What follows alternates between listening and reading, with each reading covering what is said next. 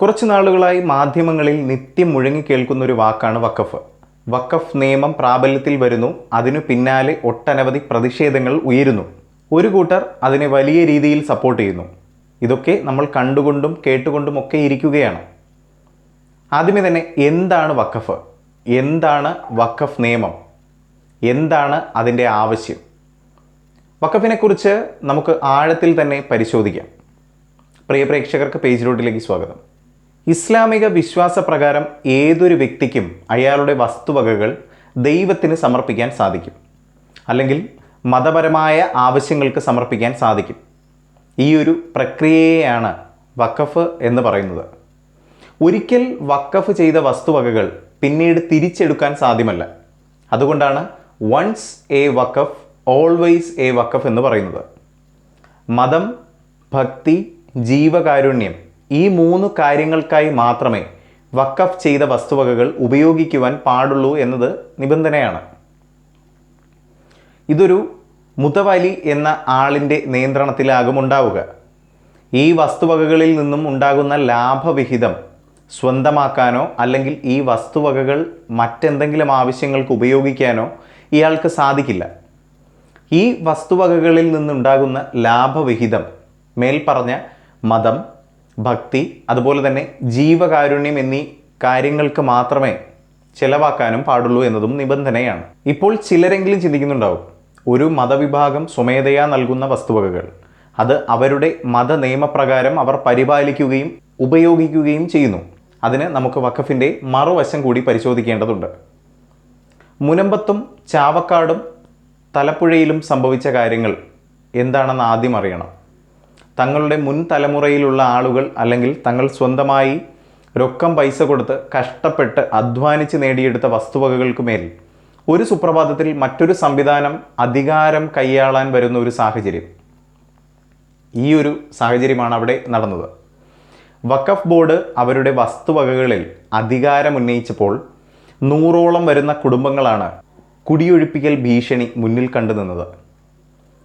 കൈവശ അവകാശത്തിൻ്റെ പേരിൽ വ്യക്തതയില്ലാത്തത് കൊണ്ട് തന്നെ സാധാരണക്കാരുടെ വസ്തുവകകൾക്ക് മേൽ അധികാരം ഉന്നയിക്കുമ്പോൾ അത് ഒരു സാധാരണക്കാരൻ്റെ മാത്രം പ്രശ്നമായി മാറി. അങ്ങനെ കാലങ്ങൾ നീണ്ട വലിയ കോളിളക്കങ്ങൾക്കൊടുവിൽ വഖഫ് നിയമങ്ങൾക്ക് ഭേദഗതി വരുത്തിക്കൊണ്ട് ബില്ല് കേന്ദ്ര ഗവൺമെൻറ് പാസ്സാക്കി. 1954 ഇന്ത്യക്ക് സ്വാതന്ത്ര്യം കിട്ടിയതിന് ശേഷം ആദ്യമായി സെൻട്രൽ വഖഫ് ആക്ട് എന്ന നിയമം നിലവിൽ വന്നത്. വഖഫ് സ്വത്തുക്കളുടെ മേൽനോട്ടത്തിനായി എല്ലാ സംസ്ഥാനങ്ങളിലും വഖഫ് ബോർഡുകൾ രൂപീകരിച്ചു.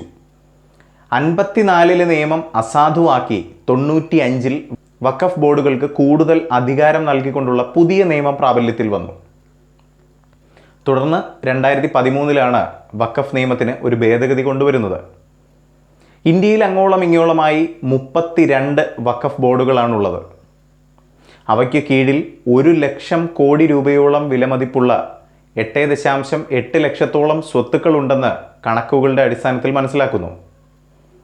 ഇപ്പോൾ കൊണ്ടുവന്ന വഖഫ് നിയമ ഭേദഗതി എന്താണെന്ന് കൂടി മനസ്സിലാക്കേണ്ടതുണ്ട്.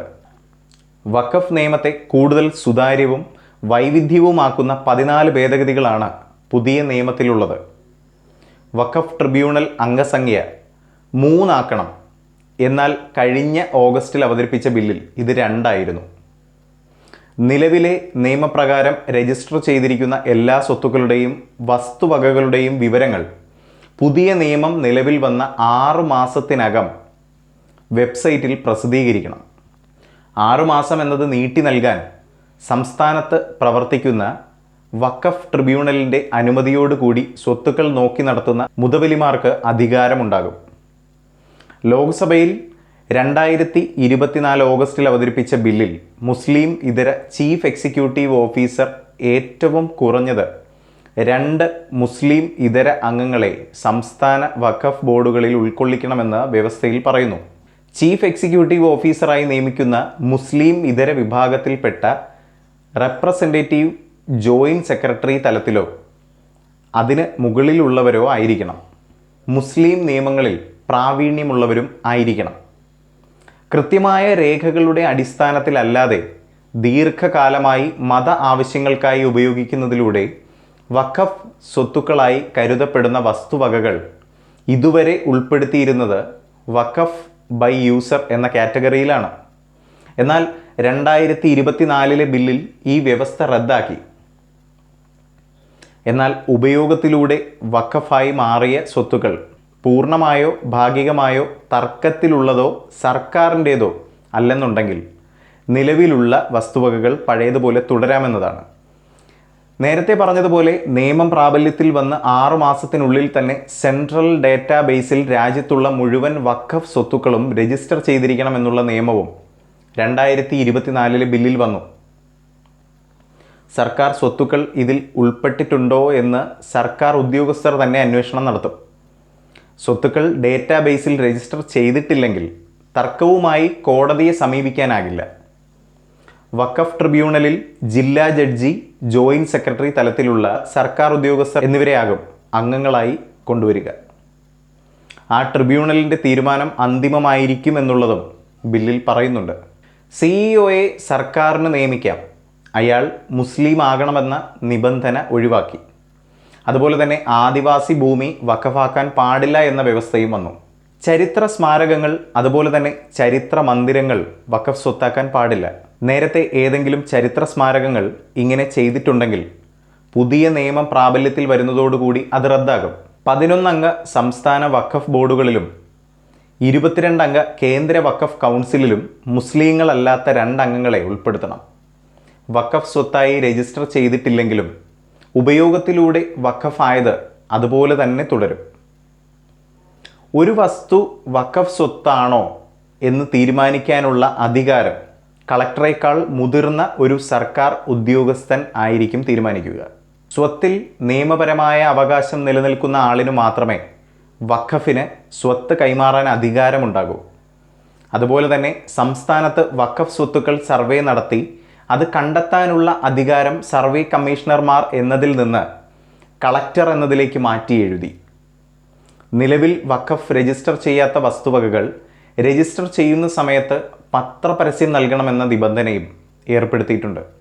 ഒരു നിശ്ചിത വസ്തുവാണോ എന്ന് തീരുമാനമെടുക്കാൻ വഖഫ് ബോർഡിന് സഹായകരമായിരുന്ന 40-ാം വകുപ്പ് റദ്ദാക്കാനുള്ള വ്യവസ്ഥ വന്നു. ഈ വ്യവസ്ഥ വഖഫ് ബോർഡുകൾ ദുരുപയോഗം ചെയ്തിരുന്നു എന്നതാണ് സർക്കാർ പറയുന്നത്.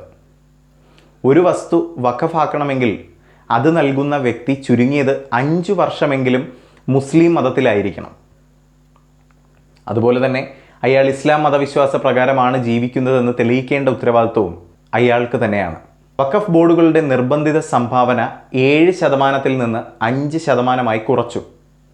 1 ലക്ഷം രൂപയിൽ കൂടുതൽ വാർഷിക വരുമാനമുള്ള വഖഫ് സ്ഥാപനങ്ങൾ സംസ്ഥാന സർക്കാർ നിയമിക്കുന്ന ഓഡിറ്റർമാരുടെ പരിശോധനയ്ക്ക് വിധേയമാകണം. സ്ത്രീകളുടെ അവകാശങ്ങൾ സംരക്ഷിച്ചുകൊണ്ട് മാത്രമേ വഖഫ് സ്വത്തുക്കളിൽ മാറ്റങ്ങൾ വരുത്താനാകൂ. ഇതിൽ കൃത്യമായ പിന്തുടർച്ച അവകാശങ്ങൾ പാലിച്ചിട്ടുണ്ടെന്ന ഉറപ്പും വരുത്തേണ്ടതായുണ്ട്. വിവാഹമോചിതർ, വിധവകൾ, അനാഥർ എന്നിവർക്ക് പ്രത്യേക പരിഗണനയും നൽകുന്നതാണ്. എന്തായാലും വഖഫിനെ കുറിച്ചുള്ള സംശയങ്ങൾ പ്രിയ പ്രേക്ഷകർക്ക് അവസാനിച്ചു എന്ന് പ്രതീക്ഷിക്കുന്നു. എന്തായാലും ഈ ഒരു വിഷയവുമായി ബന്ധപ്പെട്ട് പ്രിയ പ്രേക്ഷകരുടെ വിലയേറെ അഭിപ്രായങ്ങൾ രേഖപ്പെടുത്താം താഴെ കമൻറ്റിലൂടെ.